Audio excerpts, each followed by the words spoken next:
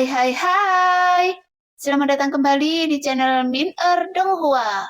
Kali ini kita akan melanjutkan cerita Donghua, Battle Troop di Heaven. Nggak pakai lama lagi, langsung aja kita ke ceritanya. Mendengar apa yang dikatakan Xiao Yan, Xiao Yueli mengangguk dan dia perlahan menjadi tenang. Karena kemarahan di hatinya memang membuatnya kehilangan akal untuk beberapa saat. Secara logika, apa yang kita bunuh adalah yang mulia dari Taisu, dan status mereka seharusnya sangat tinggi. Tapi sepertinya tidak ada pengikut di sekitarnya yang membantu. Jadi ini cukup aneh. Jelas, menurut tebakan Xiao, mereka yang dipanggil yang mulia pastilah anak-anak pemegang tahta Taisu. Itu sebabnya Xiao menganggapnya aneh, karena tidak ada yang menjaganya. Pada saat yang sama, beberapa sosok berdiri di atas dewa kekosongan, dan matanya mereka tertuju pada Xiao dan Xiao Yueli. Hanya saja Xiao mengabaikannya.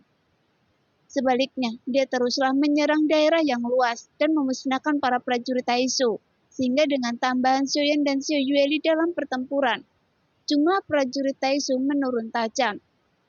Tekanan pada para dewa abadi dari dunia kuno Dewa Iblis Abadi juga menjadi lebih ringan. Pergilah kalian, bisa membuatnya kelelahan terlebih dahulu. Su Chou berkata dengan lembut. Kemudian dia mengangkat tangannya dan pedang pengejar jiwa kekosongan tiba-tiba mengembun di depannya.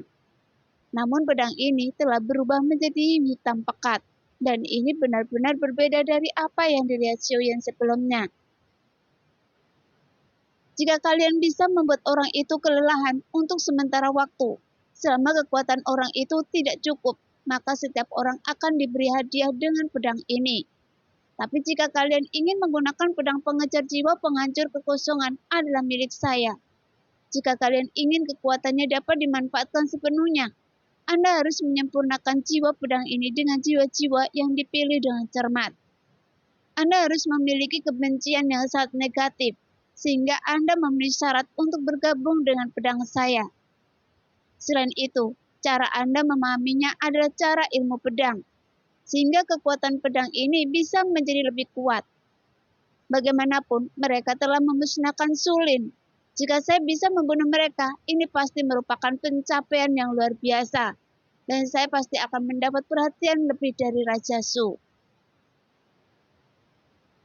Setelah menerima tekanan beberapa sosok di sekitar Su Chou, kemudian mereka sudah berubah menjadi pelangi panjang satu demi satu, dan langsung bergegas menuju Xiao Yan dan Xiao Yueli di medan perang.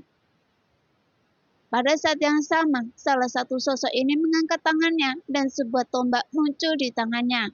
Kemudian dengan memutar telapak tangan, kekuatan abadi dicurahkan ke dalamnya dan langsung menembak ke arah Xiao Yueli dengan keras. Pada saat yang sama, sosok lainnya yang dipisahkan oleh jarak yang jauh, dia memegang busur hitam di tangannya. Kemudian anak panah hitam memicu angin kencang, bahkan mengabaikan sepenuhnya para prajurit Taisu di medan perang.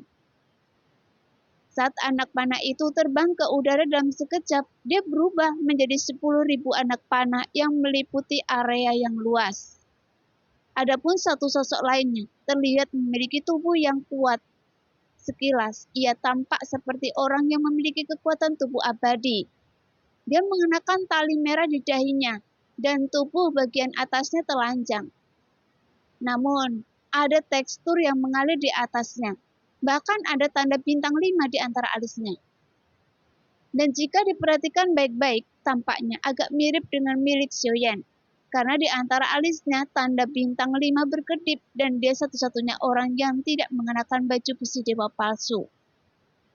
Seolah-olah dia memiliki kepercayaan diri dengan kekuatan tubuh fisiknya, dan dia mengayunkan tinjunya untuk memukul Xiao Yueli. Mereka semua sepertinya setuju bahwa Xiao Yueli adalah orang terkuat di kelompok Xiao Yan, dan dia adalah pemimpinnya. Melihat itu, Xiao Yueli mengayun sabit dewa kematian dengan satu tangan. Sepertinya sekarang masa muda Xiao Yueli telah lama memudar. Bahkan saat dia memanggil Xiao Yan ayah, hanya ada sentuhan kelembutan di matanya. Di samping itu, dia juga raja dunia bawah. Jadi dia harus menjadi lebih dewasa. Domain kematian buka. Tepat ketika menghadapi 3 musuh yang datang sekaligus, suara acuh tak acuh Xiao Yueli tiba-tiba bergema dengan keras di medan perang, seolah-olah menghilangkan suara yang tersisa dalam pertempuran. Saya adalah Raja Hades yang mengendalikan reinkarnasi telapak tangan hidup dan mati. Puluhan ribu makhluk yang tewas dalam pertempuran di bintang Hongmeng. Tolong, bertarung lagi. Suara Xiao Yueli menjadi halus dan menyebar ke seluruh bintang Hongmeng.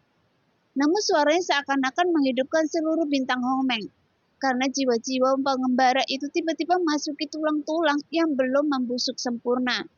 Kemudian ada cahaya hijau yang berkedip di rongga mata mereka, dan tengkorak yang tak terhitung jumlahnya tiba-tiba datang dari segala arah. Bahkan ada lebih banyak lagi prajurit kerangka hitam, yang jumlahnya sangat mencengangkan muncul dari kegelapan. Hanya saja tidak mungkin untuk menentukan jumlah spesifiknya, karena pasukan tulang itu seperti gelombang besar dari kejauhan, sehingga tampak mengejutkan jutaan makhluk Taisu. Meskipun mereka tidak layak untuk disebutkan, tapi mata Xiaoyan dan Xiao Yueli tampak serius. Bagaimanapun mereka semua telah jatuh ke tangan orang-orang Taisu ini, dan semakin besar angkanya, maka semakin mengkhawatirkan. Sekarang, ada begitu banyak jiwa yang dirugikan. Jika jiwa-jiwa yang tidak bersalah ini dikorbankan untuk menyempurnakan pedang pengejar jiwa penghancur kekosongan milik saya, maka kekuatannya pasti lebih menakjubkan. Jelas, di mata Sucong, jiwa-jiwa tak berdosa yang mengelilingi Xiao Yueli adalah bahan yang sempurna baginya untuk menyempurnakan pedangnya, yang membuat matanya penuh dengan sukacita. Sepertinya dia tidak pernah memperhatikan pasukan tulang yang datang seperti air laut hitam. Dia tidak cepat atau lamban, dan terus menyempurnakan pedang pengejar jiwa kekosongan di depannya. Pada saat yang sama, ketika Jenderal Taisu yang menghadapi Xiao Yueli, satu demi satu mereka bergegas menyerang Xiao Yueli, dan sosok Jenderal Taisu yang memiliki tubuh abadi tiba lebih dulu. Kemudian dia mengangkat tinju besarnya dan menghantamnya ke arah Xiao Yueli. Tuar! Suara ledakan tiba-tiba bergema dengan keras. Namun sebelum tinjunya jatuh, sesosok tubuh keluar dari samping Xiao Yueli dengan tinju yang bersinar dengan cahaya keemasan dan langsung bertabrakan satu sama lain. Jelas Xiaoyan lah yang mengambil tindakan pencegahan itu, karena untuk menghadapi kekuatan tubuh fisik yang kuat, tentu saja kekuatan ini cocok untuk Xiaoyan.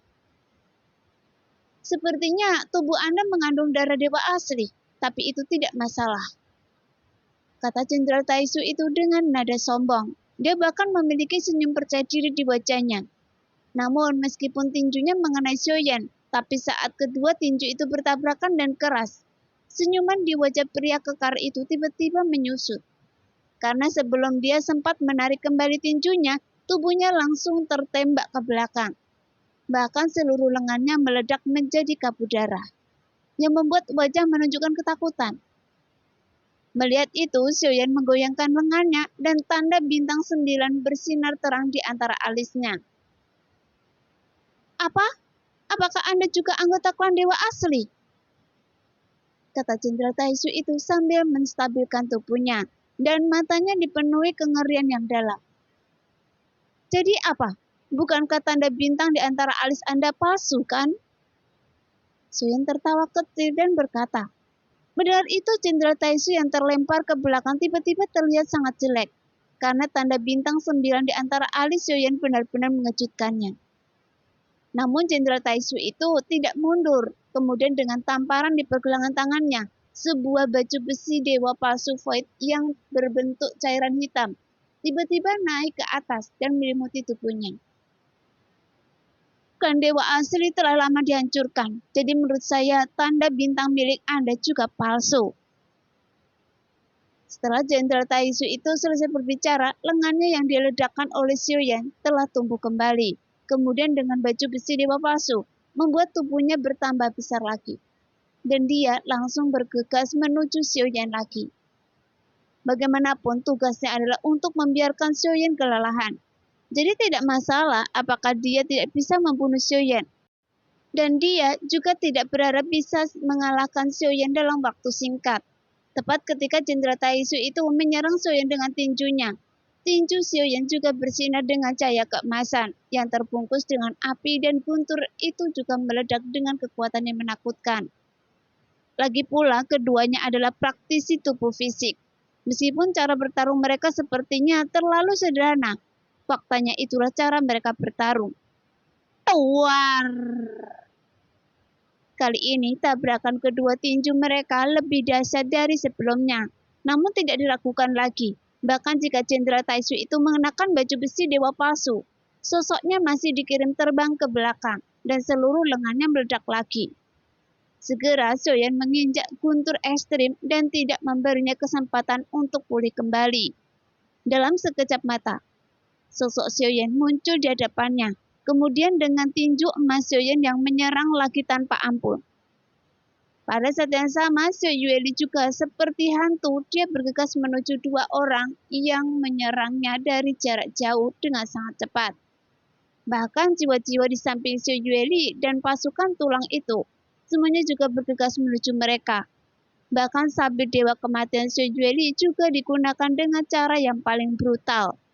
Dan cahaya hitam yang dihasilkan oleh tebasan tersebut sudah cukup untuk membuat kedua orang ini menyemburkan seteguk darah. Sehingga 3 Jenderal Taisu yang memimpin serangan dalam setengah batang dupa, mereka sudah lama tidak bertahan lama, dan mereka hanya bisa mundur selangkah demi selangkah. Namun, Jenderal Taisu yang bertarung melawan Xiaoyan, tubuhnya semakin rusak, hampir kehilangan efektivitas tempurnya. Nah, demikianlah cerita hari ini. Terima kasih yang sudah menonton video Min Earth sampai selesai. Sampai jumpa di video selanjutnya. Bye-bye.